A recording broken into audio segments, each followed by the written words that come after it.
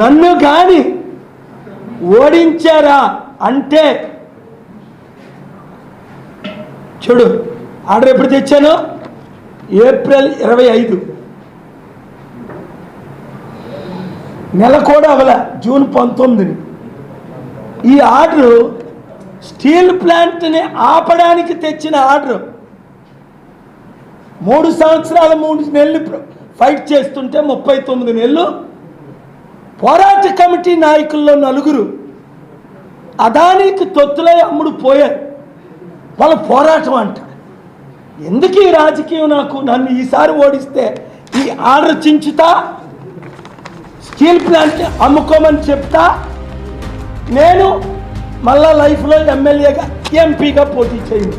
నీ కొరకు నేనెందుకు నా ప్రాణం పోగొట్టుకోవాలి? ఆర్ఎస్ఎస్ వాళ్ళు క్రైస్తవుల్ని నరికినప్పుడు